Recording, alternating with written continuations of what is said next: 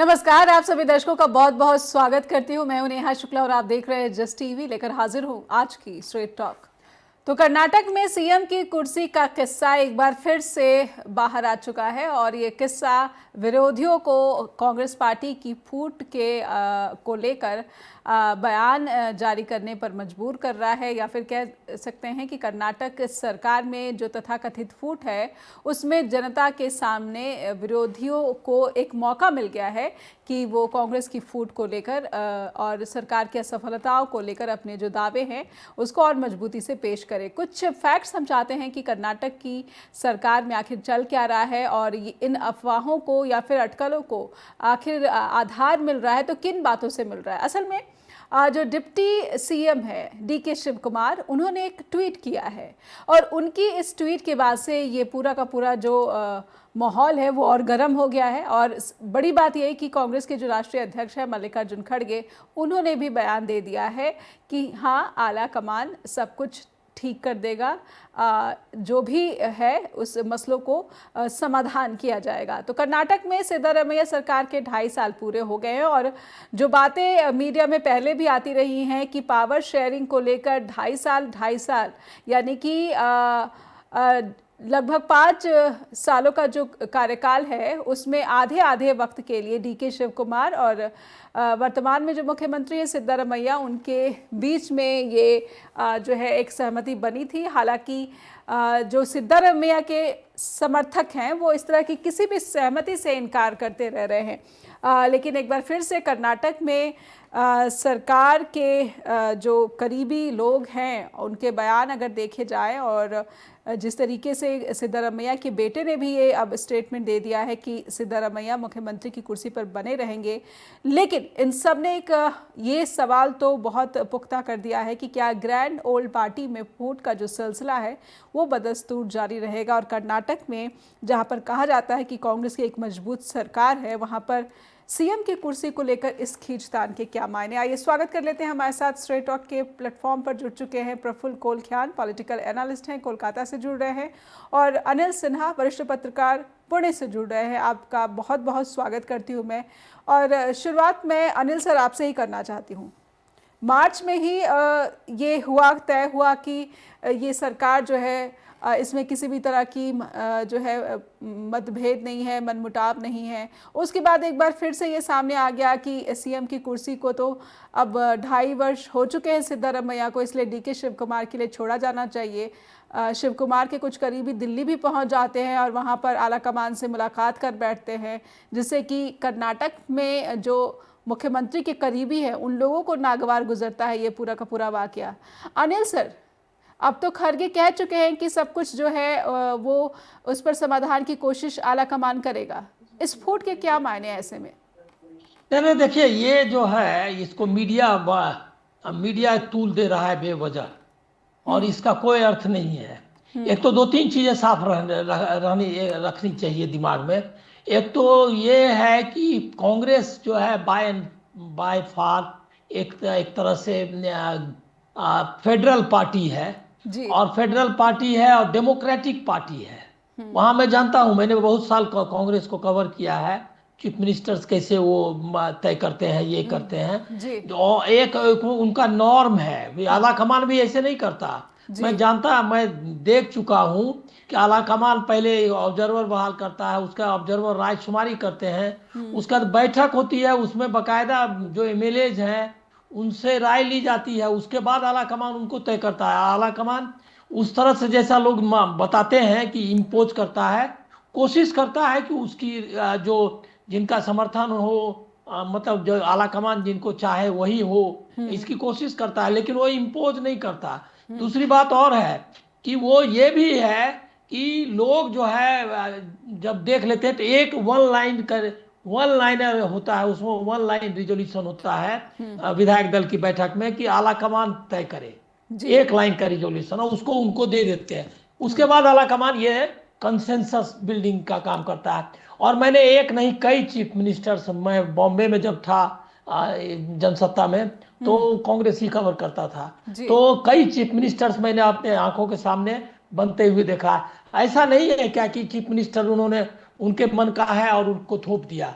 जब नीचे से आवाज उठती है तो रायशुमारी करते हैं और उनको लगता है कि आदमी नहीं है विधायक दल का समर्थन इसको, तो उसको कर देते हैं। ये आपने देखा होगा कि राजस्थान में भी सचिन पायलट ने बहुत कुछ कोशिश की और सचिन पायलट को समर्थन था आला कमान का, लेकिन सचिन पायलट के समर्थन में विधायक दल के लोग उतनी संख्या में नहीं थे, इसीलिए नहीं हो पाया।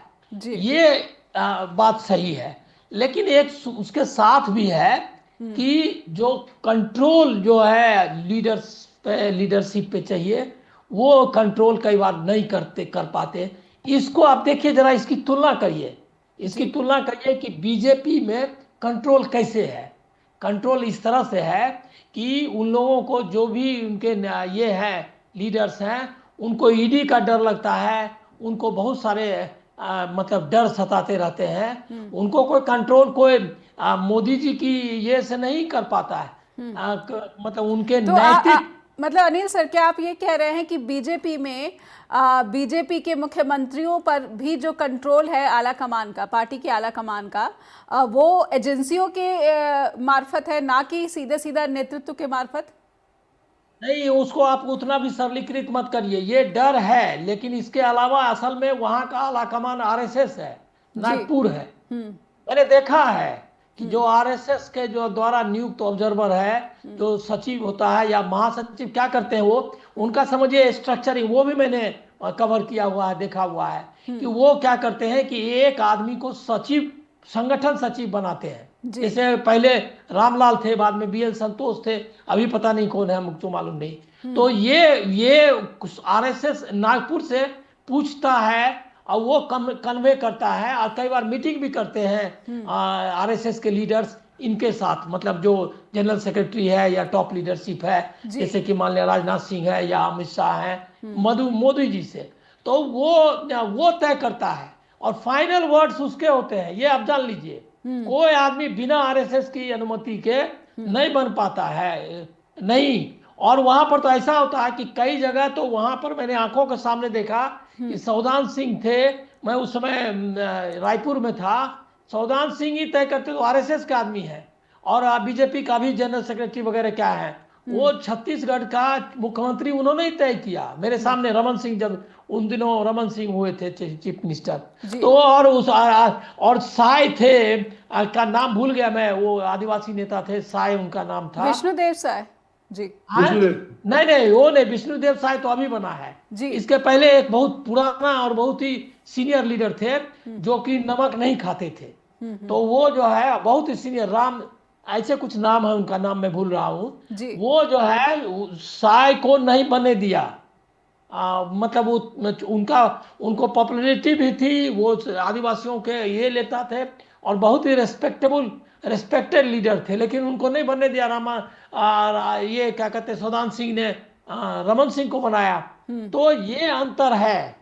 दूसरा है क्या, ये कोई ऐसा संगठन नहीं है कि सर्वोदयी का या ये का, एकदम प्योर पावर पॉलिटिक्स वाली पार्टी है कांग्रेस, ये भी ध्यान रखना चाहिए। बीजेपी और प्योर पावर पॉलिटिक्स की पार्टी बीजेपी नहीं, कांग्रेस भी पावर की पावर पॉलिटिक्स वाली लोग हैं, और सारे डेमोक्रेटिक के बाद भी पावर पर उनकी नजर रहती है। तो पावर पर नजर रहती है, तो इसलिए आपने देखा कि गहलोत को हट जाना चाहिए था, कोई आदमी को आगे आने देना चाहिए था, सचिन पायलट, उनके पास समर्थन था ऐसा नहीं है, लेकिन उनको एक तरीका निकालना चाहिए था। लेकिन पार्टी को नुकसान करते हुए भी गहलोत चीफ मिनिस्टर बने रहे। लेकिन फिर और एक चीज मैं आपको लास्ट पॉइंट रखता हूं कि ये डेमोक्रेसी, इंडियन डेमोक्रेसी बहुत कॉम्प्लेक्स है। ये अमेरिकन डेमोक्रेसी नहीं है। यहाँ कास्ट है, हायरार्कीज हैं, क्लास है, सब कुछ है। अब अभी देखिए सिद्धारमैया जो है वो रिप्रेजेंट करते हैं ईबीसी को, जो है इकोनॉमिक, जो बैकवर्ड, जो जिसको हम लोग बिहार वगैरह में ईबीसी बोलते हैं, अदर बैकवर्ड कास्ट जो है, जो बैकवर्ड कास्ट है उससे अलग। तो वो जो बैकवर्ड कास्ट हैं उसको रिप्रेजेंट करते हैं, उनकी एक बड़ी संख्या है जी। ये गरेडिया और इस तरह के कोई लोग हैं उसमें। अब ये और डीके शिव कुमार एक लैंड लैंडेड जो मिडिल कास्ट है, जैसे यादव कुर्मी बिहार में आप समझ सकती हैं, जी उसी तरह से उसके लीडर है, वो काली का एक लीडर है। जी जी और तीसरा एक खेमा होता है जो लिंगायत है, जो पावरफुल है हायरार्की के हिसाब से भी, और लैंड और इसमें भी कंट्रोल है। अब ये जो फाइट होती है तो हर जाति चाहती है कि हमारा लीडर बने। जी तो डीके शिव कुमार अगर रिप्लेस किसको किया है, उसने किया है देवेगौड़ा को, क्योंकि वो काली का लीडर वही थे। जी अब उनके कास्ट के लोग चाहते हैं कि हमको लीडर बनाओ। अब ये कास्ट का भी फाइट है जिसको कि एड्रेस करना है डीके शिव कुमार को भी और कांग्रेस को भी। तो ये बहुत कॉम्प्लेक्स है। ये गोदी मीडिया के चक्कर में मत पड़िए कि ये फाइट हो गया टूट रही है। टूट भी जाए तो भी उसके कुछ रीजंस हैं और जी डेमोक्रेटिक पर रीजंस पर हैं। ये पार्टी और के लिए और प्रदेश में सरकार के लिए क्या कम बड़ी चुनौती मानी जाए? एक छोटा सा ब्रेक लूंगी इससे पहले कि प्रफुल्ल सर से इस स्थिति को, और कांग्रेस के लिए ये जो स्थिति है कि ये किस तरह से कांग्रेस पार्टी के लिए ये साबित होगी, समझने की कोशिश को आगे बढ़ाएंगे। एक छोटा सा ब्रेक के बाद लौटेंगे स्ट्रेट टॉक। फिर से स्वागत है आप सभी दर्शकों का। आप देख रहे हैं स्ट्रेट टॉक और सीधे चलेंगे पॉलिटिकल एनालिस्ट हमारे साथ प्रफुल्ल कुलख्यान जुड़े हुए हैं। प्रफुल्ल सर, आप इस पूरे एपिसोड को कैसे देख रहे हैं? पार्टी में एकता, सरकार में एकता कांग्रेस के लिए बहुत ज़रूरी है, लेकिन डीके शिव कुमार के ट्वीट के शब्दों को बार बार जो है परोसा जा रहा है, सामने रखा जा रहा है कि कुछ तो गड़बड़ है, और डीके शिव कुमार किसी के शब्दों को जो है उस पर वॉक द टॉक जैसे शब्दों की भी बात कर रहे हैं कि अगर आपने कुछ कहा है तो उस पर अमल करे, उसको याद दिलाया है। जी जी नमस्कार। और मोटे तौर पर कुछ एक अपवादों को छोड़ भी दिया जाए तो अनिल सर ने जो कहा है वो बातें कांग्रेस के बारे में बिल्कुल सही ठहरती हैं। एक आध अपवाद तो हो ही सकते हैं, हर जगह होते हैं कि दोनों भारतीय जनता पार्टी जो इस बात का आरोप लगा रही है, भारतीय जनता पार्टी के वर्क कल्चर में, पॉलिटिकल कल्चर में और कांग्रेस के पॉलिटिकल कल्चर में उतना तो अंतर है ही। ठीक है कि एक समय मैंने जब मैं अपवाद की बात कह रहा हूँ तो इमरजेंसी के पहले की बात है, और इस तरह की चीजें होती है। किसी भी जो शक्ति का जो पावर गेम होता है, जो पावर पॉलिटिक्स होती है, उसमें तनातनी तो होती ही है और शक्ति के लिए तो वो स्वाभाविक है, कोई बहुत बड़ी बात नहीं है। देखिए अहिंदा के नेता है ये सिद्धारमैया, सर तो बता रहे थे, उनका जो वहां पर जो संगठन है अहिंदा जी, उनका समूह है, और ये बोकालिंगा के जी। अब ये शिव भक्त होते हैं, ये कोई एक जाति नहीं है। बोकालिंगा जो, इसको समझना होगा कि ऐसे भक्ति आंदोलन में, हमारे यहाँ संत आंदोलन में किसी एक जाति के नहीं थे लोग, ये शिव भक्त होते हैं मुख्य रूप से। जो तो वहां पर मठों का जो है एक सभ्यता है वहां पर। जी जी जी जी। तो ये शिव भक्त लोग होते हैं। तो उसके और ये गृहस्थ होते हैं, ये सन्यासी टाइप के नहीं होते जी। जैसा कि इसलिए उत्तर प्रदेश में योगी जी से अगर हम मिलान करेंगे तो तत्व होने पर भी वह वेशभूषा वह चीज नहीं होती है, दोनों अलग अलग परंपराएं हैं। ठीक है। अभी अढ़ाई साल का जो फार्मूला होता है, ये कई बार भारतीय राजनीति में हम लोगों ने देखा है। ये मायावती जी के संदर्भ में भी था, उत्तर प्रदेश में जब वो भारतीय जनता पार्टी और मिलकर के सरकार बनाई थी तब भी था। ये ढाई साल का मुहावरा फार्मूला महाराष्ट्र में भी था, जिसके पालन नहीं होने के कारण वो सरकार गठबंधन टूट गया था। जी, गठबंधन टूट गया था। तो कई बार ये संतोष करने के लिए, इतना ही नहीं, छत्तीसगढ़ में भी जो हुआ था, तो जो हमारे बघेल जी बने थे और जो सिंह साहब थे, दोनों में ये सहमति हुई थी जी कि 2.5 साल का। तो ये एक फार्मूला बना लिया जाता है तब तक, लेकिन ये जनमत के हिसाब से और राजनीतिक प्रक्रियाओं के हिसाब से ये उनको छोड़ दिया जाता है कि ये उसको जो है 5 साल तक पूरा करें। तो 5 साल तक पूरा नहीं कर पाते हैं तो दिक्कत होती है उनको।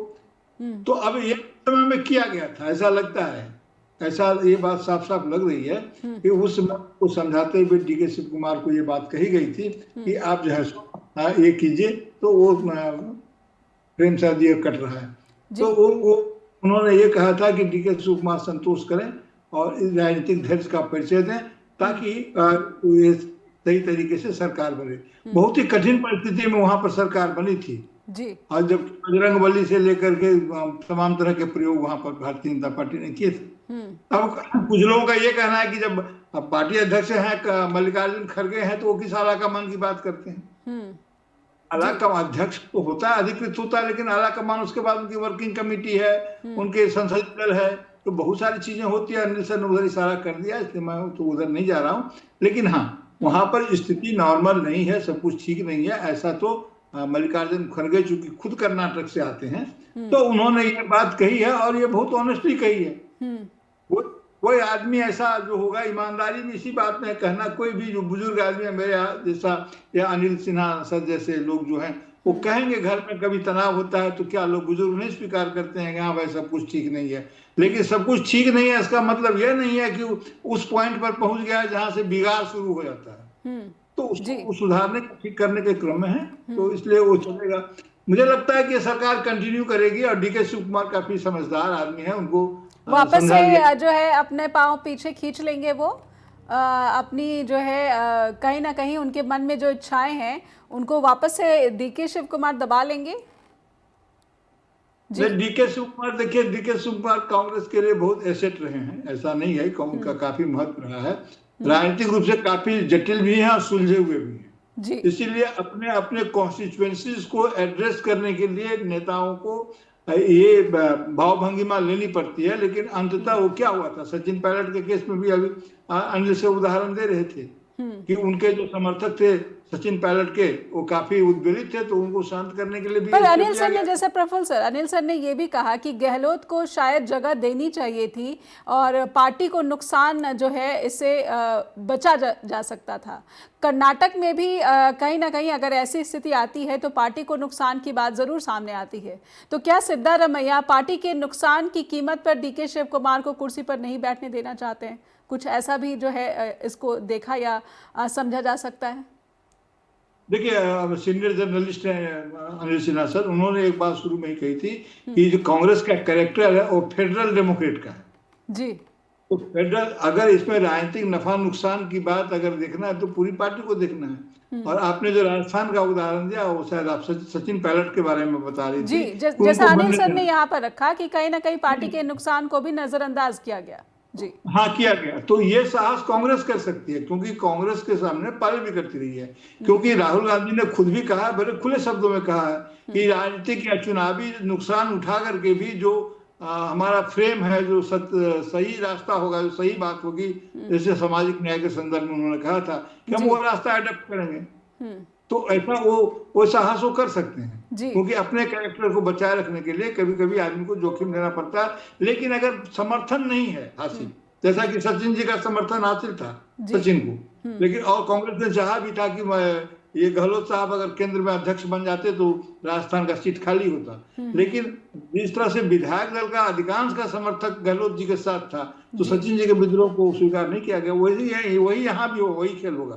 अब रही बात पार्टी के नुकसान की, तो पार्टी के नुकसान को उठाने का साहस राजनीतिक पार्टी में होना चाहिए, लोकतंत्र बचना चाहिए। फेडरल डेमोक्रेसी बचाने के लिए अगर कुछ होता है तो होगा जी। नहीं, पर अगर कांग्रेस में लोकतंत्र के बचाने की बात है, फिर कांग्रेस की एकता पर भी तो सवाल है। और कहीं ना कहीं ये पार्टी, ग्रैंड ओल्ड पार्टी के पूरे जो एक यूनिटी का एक जो बड़ा सवाल है, उसको और जो है बल देता है प्रफुल्ल सर।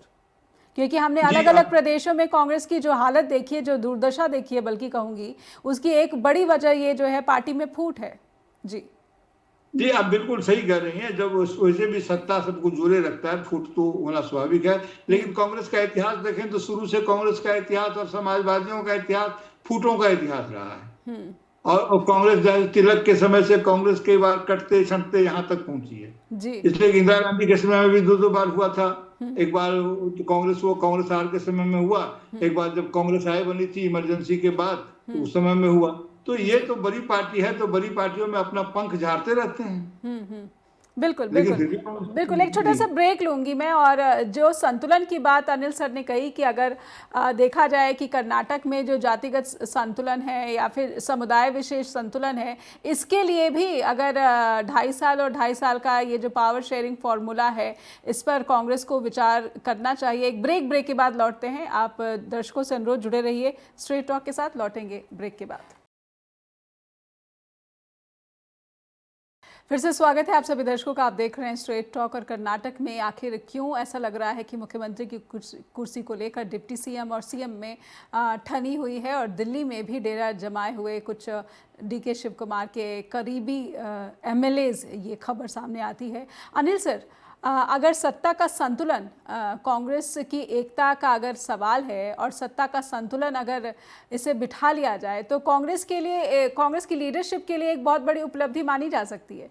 लेकिन कांग्रेस की उपलब्धि अगर तब कैसी होगी, जैसे प्रफुल्ल सर कह रहे हैं कि जो नियम है, जो सिद्धांत है, अगर उनको ही प्राथमिकता दी जाए और पार्टी की एकता को जो है वो पहले पायदान पर ना रखकर दूसरे पायदान पर रखा जाए, तो ये संतुलन कैसे होगा अनिल सर?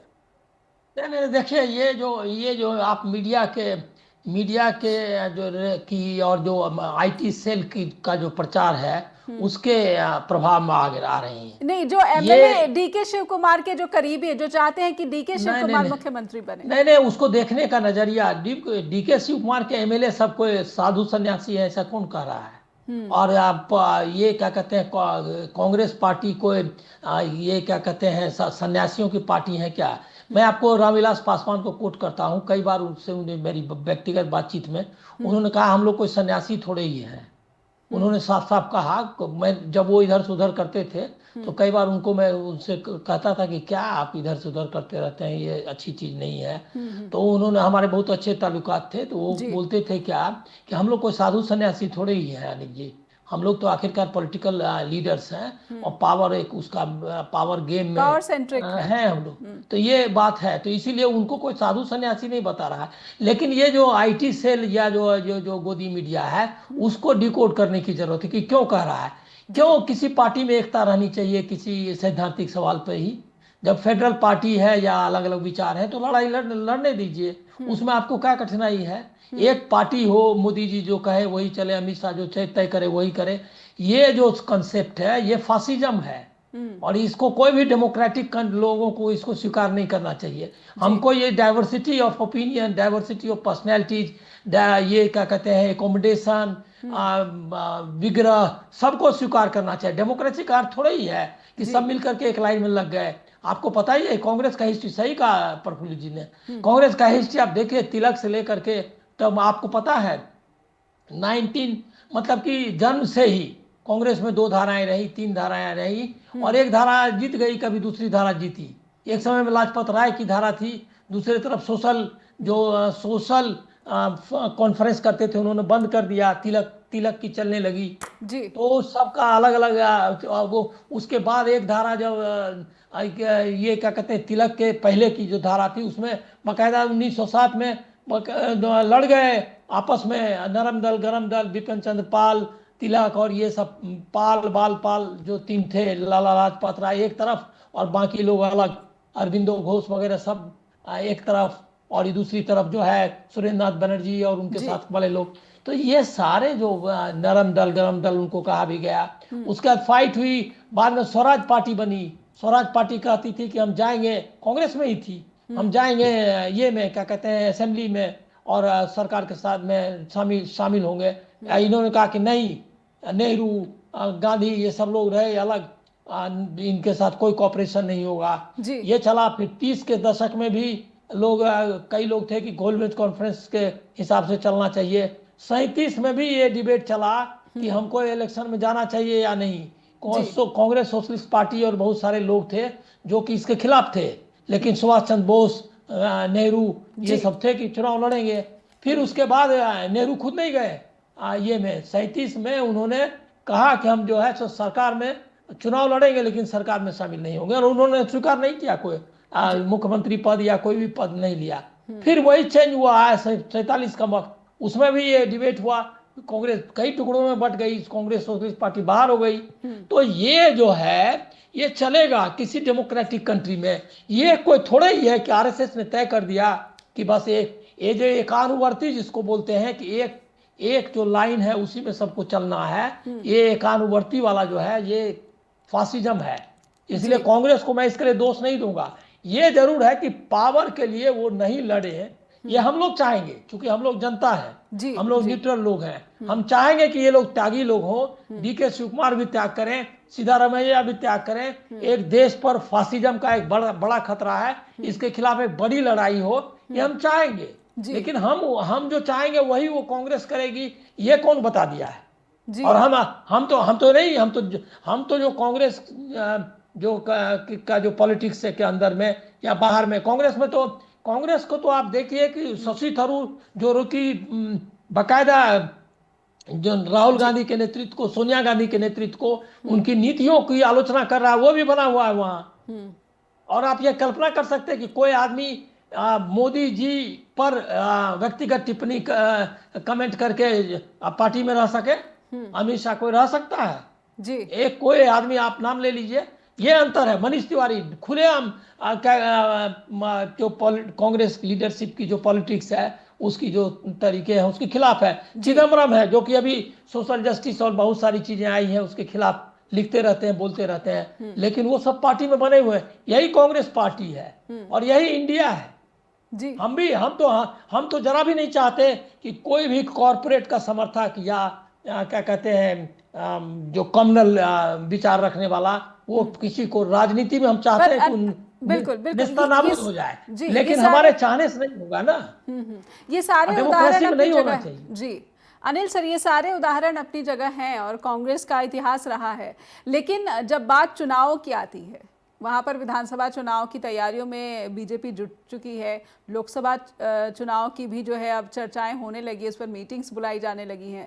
तो जब बात चुनाव की तैयारियों की होती है तो सरकार को अपनी असफलताओं को अब गंभीरता से लेना पड़ेगा, और कहीं ना कहीं जब इस तरह का विवाद निकलकर सामने आता है तो उन असफलताओं को लेकर विरोधियों को बोलने का अवसर ज़्यादा मिलने लगता है। अनिल सर, ऐसे में पार्टी कैसे चुनावी तैयारी करेगी? जी, एक चीज आप एक देख लीजिए, ये इसी में मैं आपको तो नहीं, आप लोग तो क्या कहते हैं गोदी मीडिया में नहीं है, और ये बात मैं आपको आपके सामने आपकी तारीफ करूंगा, बहुत बहुत धन्यवाद। लेकिन ये गोदी मीडिया का तर्क है कि ये जो है क्या कहते हैं असफलताओं को छिपाने के लिए। यही बात वो गोदी मीडिया मोदी जी के बारे में कभी कहता है क्या? कभी उसने बिहार में जो डबल इंजन की सरकार थी उसके बारे में कभी क्या कहा? क्या महाराष्ट्र में जो सरकार थी उसके बारे में कभी उसने पूछा क्या कि आप अपनी असफलताओं के लिए? वहां तो कहने लगते हैं कि लाड़की बहना योजना, तो वहाँ कहने लगती है जीविका दीदी को पैसा, ये सब फैक्टर्स गिनाने लगती है। लेकिन कर्नाटक में, तमिलनाडु में, बंगाल में उनको सरकार की असफलताएं दिखने लगती हैं। ये जो द्वैत है उनके कार्य प्रणाली में, ये जो उनका क्या कहते हैं मतलब गलत शब्द, मतलब दोगलापन अच्छा वर्ड नहीं है हिंदी के लिए, वो गाली मानी जाती है बिहार में या बाकी जगहों में, तो इसीलिए वो मैं नहीं इस्तेमाल करना चाहता। लेकिन ये दोहरापन तो जरूर कहेंगे इसको जी कि ये है आप इस तरह का ना। और ये सारा जो डिबेट चला रहा है, कर्नाटक में क्यों इंटरेस्टेड हो गई? पर अभी एसआईआर हो रहा है, लोगों को निकाले जा रहे हैं, बीएलओ ये क्या कहते हैं सुसाइड कर रहे हैं जी। आप अभी देख लीजिए कि बिहार में आप अभी कोई कहीं चल रहा है क्या कि जेडीयू और बीजेपी में क्या चल रहा है बिहार में? कोई जानता भी है? आप वहां तो डीके शिव कुमार आपके सामने आके बात कर रहे हैं, लेकिन किसी की हिम्मत है बिहार में कि आकर के वो पूछे कि अमित शाह ने कैसे सम्राट चौधरी को किन गुणों के आधार पर उनको बना दिया, क्या कहते हैं, गृह मंत्री? उनमें कौन सी ऐसी खासियत थी? उनकी क्या ये क्या कहते हैं क्या कंट्रीब्यूशन है लॉ एंड ऑर्डर को बचाने के लिए, या उनका निगेटिव है या पॉजिटिव कंट्रीब्यूशन है? ये कभी पूछा? वो खुद ही कई मामलों में अब ये क्या कहते हैं फंसे हुए हैं। उस आदमी को बनाने कभी एक बार भी किसी चैनल पर आपने चलते हुए देखा सम्राट चौधरी ही क्यों गृह मंत्री बिहार के बनाए गए? और क्यों जो है जब आप ये सक्षम आप बता रहे थे नीतीश कुमार को, तो उनके हाथ से क्यों छीन लिया आपने गृह मंत्रालय? ये कोई स्टोरी आपने कहीं किसी प्रिंट मीडिया किसी चैनल में देखा क्या? जी जी। हम लोग यहाँ तीनों बिहार के हैं, हमारे मन में ये बात आएगा या नहीं? लेकिन ये मन की बात हम कर सकते क्या? ये कहीं कोई बीजेपी का कोई लीडर इसके बारे में सवाल उठा सकता क्या? ये कांग्रेस है जिसमें डीके शिव कुमार भी आपको आके बोलता है कि क्या कहते हैं हमारी बात सुनी जानी चाहिए। वहां आकर के सिद्धारमैया भी बोल रहा है, और खड़गे भी बोल रहा है, और कई नेता बोल रहे हैं। यही डेमोक्रेसी है, ये मीडिया आपको ये खबर कौन दे रहा है? शिव कुमार दे रहे हैं, ये खबर सिद्धारमैया दे रहा है। आप इमेजिन करिए दिल्ली में जो भाजपा के कवर करने वाले पत्रकार हैं, किसी की कोई ताकत है कि कोई खबर जो है वो ला के दिखा दे? ये है, ये डेमोक्रेटिक कल्चर का गलत है। बीजेपी कांग्रेस हार जाएगी, लेकिन एक डेमोक्रेटिक पर्सन के रूप में, एक जिम्मेदार पत्रकार के रूप में मैं कहूँगा ये चलना चाहिए। उनके विरोध, उनकी आपसी टकराव के बारे में लोगों को जानने का हक है, और पत्रकारों को कवर करने का हक है, उस पर कमेंट करने का भी हक है। लेकिन आईटी सेल और इसके जरिए कि एक क्यों नहीं है? अरे एक क्यों रहेंगे? ये एक रहने, ये कोई आरएसएस के वर्कर थोड़े ही हैं। वहाँ कोई आरएसएस नहीं है, वहाँ जो है एक कांग्रेस की नीतियां और ये है। तो इसीलिए एकदम इसको अलग नजरिए से देखना चाहिए। हमको लग रहा है ये सारे जो चीजें सारी घट रही हैं सारे विमर्श में। जी, बहुत बहुत धन्यवाद करना चाहूंगी अनिल सर, सीमित समय के लिए जुड़े थे, इसलिए आपका बहुत बहुत आभार। एक ब्रेक का वक्त हो चला है, एक ब्रेक लेंगे और हमारे साथ जब ब्रेक से वापस लौटेंगे तो प्रफुल्ल कोलख्यान जुड़े हुए हैं, उनसे समझने की कोशिश करेंगे कि आखिर चुनावी तैयारियों पर मीटिंग्स बुलाई जा रही हैं, बैठकों का आयोजन हो रहा है, और ऐसे में आला कमान के सामने कुछ सवाल बने हुए हैं। लौटेंगे छोटे से ब्रेक के बाद। फिर से स्वागत है आप सभी दर्शकों का। आप देख रहे हैं स्ट्रेट टॉक, और कर्नाटक में मुख्यमंत्री की कुर्सी का किस्सा एक बार फिर से सबके सामने आ चुका है, और डीके शिव कुमार के ट्वीट के शब्दों को अलग अलग तरीके से उसके मायने निकाले जा रहे हैं। सिद्धारमैया और उनके बेटे कह चुके हैं कि वो मुख्यमंत्री की कुर्सी पर बने रहेंगे। हमारे साथ प्रफुल्ल कोलख्यान जुड़े हुए हैं, लगातार पॉलिटिकल एनालिस्ट। प्रफुल्ल सर, अभी सबको पता है कि कांग्रेस की कितनी करारी हार बिहार में हुई। बिहार के विधानसभा चुनाव में 60 पर लड़ी, 6 पर सिमट गई।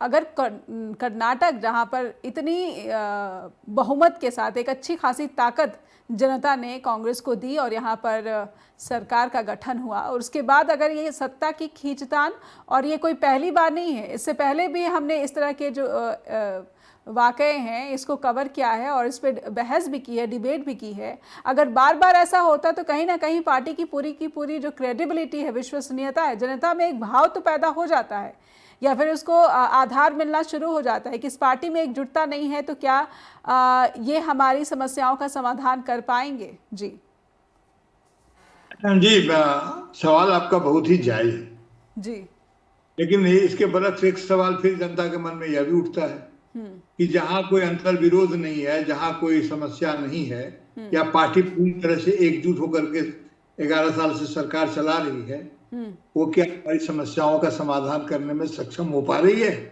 सफल हो पा रही है? तो जब सवाल का जवाब भी काफी निराशाजनक है, उत्साहजनक तो है नहीं। लेकिन जनता में ये सवाल तो उठेगा ही कि इनको एक होना चाहिए, हम सबकी आकांक्षा एक होना चाहिए, लेकिन एकता किन शर्तों पर? ये जो डोमेस्टिक फाइट जो है वो किन शर्तों पर? प्रेमचंद की एक कहानी है, आपने पढ़ी जरूर होगी, पंच परमेश्वर एक कहानी है, जिसमें ये बात कहती है खाला कि क्या बिगाड़ के डर से ईमान की बात न कहोगे? तो बिगाड़ के डर से जहां ईमान की बात दबा दी जाती है और इस दबाए जाने पर एकता हासिल की जाती है, वो एकता कभी भी शुभ नहीं हो सकती है। तो एकता के लिए स्वास्थ्य तो जरूरी है, लेकिन स्वास्थ्य के साथ साथ समझ भी जरूरी है। नहीं होना चाहिए था। कर्नाटक के संदर्भ में देखिए कि मूडा जो है, यानी कि मैसूर अर्बन डेवलपमेंट अथॉरिटी में जो करप्शन का मामला है, यह एक राजनीतिक मामला है। मैंने यह इसके पीछे में बहुत सारी बातें ऐसी हो सकती है जिसका जवाब देना चाहिए। और आप जानते हैं कि वहाँ जो थावर जी चंद गहलोत जो वहाँ पर राज्यपाल थे तो राज्यपाल जी ने उनको अनुमति दे दी है। अब जानते हैं कि राज्यपाल किनके इससे काम करते हैं, तो भारतीय जनता पार्टी वहां पर राजनीतिक रूप से एक पृष्ठभूमि में भी सक्रिय है। तो गवर्नर ने उन पर मुकदमे की इजाजत दे दी है और मुकदमा चल रहा है, उसके केस बेस का भी चला था।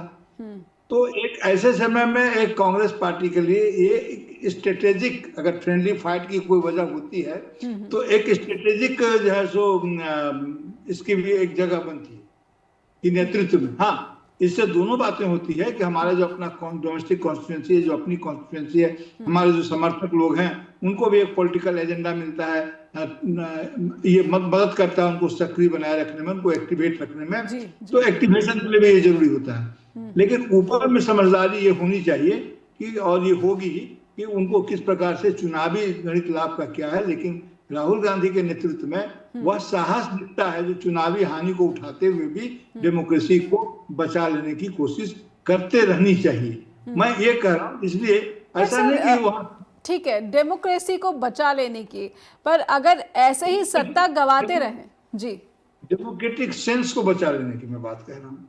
जी जी, डेमोक्रेटिक सेंस को अगर बचाने की ही बात है, लेकिन सत्ता से दूर होती जा रही है पार्टी, तो फिर एक बड़ी तस्वीर जो लोकतंत्र की दुहाई दी जाती है।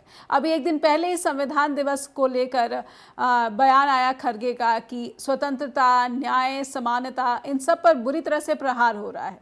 कहीं ना कहीं संविधान की जो भावना है उस पर प्रहार हो रहा है। लेकिन अगर पार्टी का यही बर्ताव रहा और यही प्रवृत्ति रही, तो फिर इस लड़ाई को कैसे जो है साकार किया जाएगा, इसको लक्ष्य तक पहुंचाया जाएगा? देखिए, आपने जो खरगे साहब ने जो बातें कही है, बाबा साहब को पढ़िए तो संविधान को समर्पित करते हुए अंतिम भाषण में शायद लगभग उन्होंने ये बात कही थी। जी जी। उन्होंने जो चेतावनियां दी थी उसमें से ये तमाम बातें जो खरगे साहब कह रहे थे, उन चेतावनियों में ये बात थी कि कभी संविधान को नहीं छोड़ना है। उन मूल्यों की जिनकी बात खरगे साहब कर रहे थे उनकी चर्चा की गई कि इनको नहीं छोड़ना। जी जी। अब रही बात इसको तो कि कैसे इसको होगा, आप जानते हैं कि संविधान सभा में हम लोग संविधान की चर्चा बार बार करते हैं, अभी भी आपने चर्चा की, तो संविधान सभा में जब इन मुद्दों पर चर्चा होती थी तो बड़ी तीखी नोकझोंक हुआ करती थी जी, और वो कोई साधारण नोकझोंक नहीं होती थी। लेकिन अगर बुनियादी समझ अगर यह कायम रहे कि हम सब एक स्पष्ट और सही चीज के लिए आपस में बहस कर रहे हैं तो आपस में चीजें बिगड़ती नहीं है जी। ये आप बिल्कुल सही कह रही हैं कि सत्ता गंवा करके कांग्रेस किस प्रकार अपने को स्थिर रख पाएगी। बिल्कुल जेन्युइन सवाल है, ईमानदार सवाल है, इट्स वेरी ऑनेस्ट क्वेश्चन। लेकिन सवाल ये उठता है कि हम क्या चाहते हैं कि भारतीय जनता पार्टी बन जाए कांग्रेस। अगर कांग्रेस भारतीय जनता पार्टी बन करके आती है तो इसमें हमारा क्या स्वार्थ है? हम जो नागरिक हैं, हम जो राजनीतिक विश्लेषक हैं, हम अगर ये देखें कि कांग्रेस जीत के लिए भारतीय जनता पार्टी हो गई, ऐसा हुआ इतिहास में कि जिसके खिलाफ लड़ाई शुरू होती है, लड़ते लड़ते लोग वही हो जाते हैं, तो फिर जनता को कुछ नहीं हासिल होना है। कांग्रेस के सामने में मेरे हिसाब से इस समय में दोहरी लड़ाई है। पहला तो कि डेमोक्रेटिक सेंस को बचाना, डेमोक्रेटिक सेंस को बचाते हुए सत्ता की हासिल करना जनसेवा के लिए। इसीलिए गांधी जी की जो पार्टी थी वो शुचिता की भी बात करती है, साधन और साध्य दोनों की शुचिता को, दोनों को साधने की बात अगर कांग्रेस कर रही है तो मुझे लगता है कि अपने दर्शन के आसपास ही है, अपने भारत विचार के आसपास ही है, भारत बोध आइडियाज ऑफ इंडिया के आसपास ही है। लेकिन हम किसी कीमत पर नहीं चाहेंगे कि सत्ता हासिल करने के लिए वह भारतीय जनता पार्टी बन जाए और उसी तरह की एकता हासिल करें। जी चलिए, जिस भारत की हम बात कर रहे हैं उस भारत में जो नागरिकों का जो भाव है, कहीं ना कहीं इस विविधता को लेकर जो है एक अलग ही भाव अब नज़र आने लगा है। और ख़ास करके बिहार के चुनाव में जिस तरीके की नतीजे सामने आए, उसने भी लोगों को चौंकाया है। अब दक्षिण में बीजेपी की लगातार ये कोशिश है, लेकिन जैसा आपने कहा कि मुडा का एक मामला सामने आ चुका है और अब ये जो है, अगर ये मीडिया जनित ही खबर है तो कहीं ना कहीं बीजेपी अपनी तैयारियाँ पूरे आक्रामक तरीके से जो है वो शुरू कर चुकी है, चाहे वो विधानसभा चुनाव की तैयारियां हो, चाहे वो लोकसभा चुनाव की तैयारियां हो। प्रफुल्ल सर। जी जी जी, बिल्कुल बिल्कुल आप सही कह रहे हैं कि ये तो तैयारी तो करेगी ही, राजनीतिक पार्टी है तो उन्हें कई फ्रंट पर खड़ा होना होता है, कई स्तर पर तैयारियां होती है तो वो करेगी। लेकिन एक राजनीतिक विश्लेषक और एक नागरिक, उससे भी बड़ी बात एक नागरिक होने की हैसियत से हमें इस बात पर नजर रखनी है कि हम वह नहीं चाहते हैं जो काम भारतीय जनता पार्टी कर रही है। तो कांग्रेस से भी हम ये उम्मीद नहीं करते हैं कि वो ये किरण प्रकार भारतीय जनता पार्टी को सत्ता से हटाए। आखिर भारतीय जनता पार्टी से हमारी कोई दुश्मनी तो है नहीं जी। बात कितनी है कि आप डेमोक्रेसी का मान नहीं है और लोगों के अधिकार सुरक्षित नहीं है, इसीलिए आपसे लगता है कि आपके कदम सही नहीं है। जी जी, बहुत बहुत धन्यवाद करना चाहूँगी प्रफुल्ल सर, आपने समय दिया और स्ट्रेट टॉक के प्लेटफॉर्म पर आए, आपका बहुत बहुत आभार व्यक्त करती हूँ। और अनिल सिन्हा, वरिष्ठ पत्रकार जो सीमित समय के लिए कार्यक्रम के साथ जुड़े, उनका भी बहुत बहुत धन्यवाद करती हूँ। और दर्शकों से अनुरोध करती हूँ कि आप कर्नाटक में कांग्रेस की जो स्थिति है, कांग्रेस की सरकार की जो स्थिति है, या फिर डीके शिव कुमार और सिद्धारमैया की जिस तरह की राजनीति का प्रदर्शन किया जा रहा है, उस पर आप अपनी क्या राय रखते हैं या फिर क्या विचार रखते हैं, हम तक ज़रूर शेयर करें। ईमेल भेजकर info@justbroadcasting.com या फिर neha@justbroadcasting.com पर भी ईमेल पहुंचा सकते हैं। देखते रहिए जस्ट टीवी। नमस्कार।